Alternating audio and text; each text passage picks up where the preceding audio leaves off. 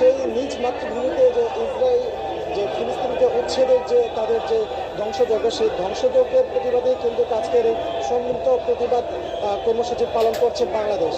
এবং আমরা দেখেছি যে পুরো শাহবাগ অঞ্চল কিন্তু এই মুহূর্তে এই মুসলিম বিশ্বে যারা রয়েছে তারা কিন্তু সবাই সংহতি জানাচ্ছে। তারই অংশ হিসেবে কিন্তু বাংলাদেশেও কিন্তু এই কর্মসূচি পালিত হচ্ছে। এবং এর আগে আমরা দেখেছি যে রাজনৈতিক এবং সামাজিক সংগঠন সবাই এবং ইসলামিক সংগঠনগুলো কিন্তু যার যার অবস্থান থেকে কিন্তু এর আগে এই কর্মসূচি পালন করেছে। তবে আজ ঢাকার সোহরাওয়ার্দী উদ্যানে কিন্তু একটি পুরো বাংলাদেশকে সাথে নিয়ে এই মার্চ ফর গাজা কর্মসূচি পালিত হচ্ছে। এবং আমরা দেখেছি যে এই কর্মসূচিতে যোগদানের উদ্দেশ্যে আজ সকাল থেকেই কিন্তু ঢাকা সহ দেশের বিভিন্ন প্রান্ত থেকে পুরো মুসলিম জাতির যারা রয়েছে এখানে এবং মুসলিম যারা রয়েছে তারা কিন্তু একটি কথা বারবার বলছে যে ফিলিস্তিনের যে গণহত্যা, সেই গণহত্যা অতি দ্রুত বন্ধ করতে হবে এবং এর জন্য পুরো মুসলিম বিশ্বকে একত্রিত হতে হবে। এছাড়া বিশ্বমূলক যে দেশগুলো রয়েছে সেই দেশগুলোর প্রতিও কিন্তু তারা আহ্বান জানাচ্ছে যেন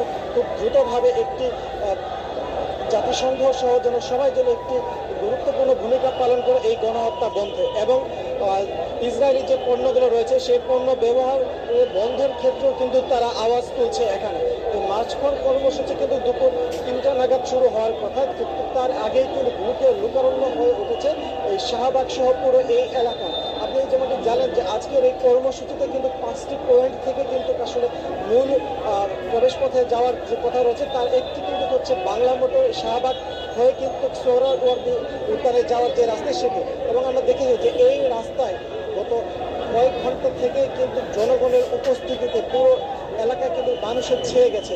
সবার কণ্ঠে প্রতিবাদী স্লোগান, সবার কণ্ঠে ইসরায়েলি বর্বর হামলার নিন্দা এবং সেই সাথে ফিলিস্তিনের যে জনগণ তাদের প্রতি সংহতি, তাদের প্রতি যে সংহতি, সেই সংহতির কথাই কিন্তু তারা বারবার তাদের কণ্ঠে আসছে। এবং এর সাথে কিন্তু তারা বলছে যত দ্রুত সম্ভব যে মানবতা বিরোধী অপরাধ যেটি সংঘটিত হচ্ছে সেখানে সেই অপরাধ যেন খুব দ্রুত বন্ধ হয়ে যায় এবং তার সাথেই যেন খুব দ্রুত যেন বিশ্ব মুরল যে দেশগুলো রয়েছে তারাও যেন যার যার এই অবস্থানের প্রেক্ষিতে কিন্তু তারা কিন্তু যেন গুরুত্বপূর্ণ ভূমিকা রাখে। এবং নারী ও শিশুদের প্রতি যে হামলা, সেই হামলাও আমরা দেখেছি যে গত কয়েকদিন থেকে কিন্তু চালানো হচ্ছে, যেখানে আসলে কোনো ধরনের তারা কিন্তু কোনো মানবতা তারা সেটি দেখাচ্ছে না। এবং সকাল এবং সেখানকার যে নারী ও শিশু যারা রয়েছে, ছোট ছোট যে শিশুটা রয়েছে তারাও কিন্তু এখানে কিন্তু প্রতিবাদ জানাতে চান, তাদেরকে হত্যা করা হচ্ছে। একই সাথে কিন্তু আমরা দেখেছি যে সকাল থেকে যে এখানকার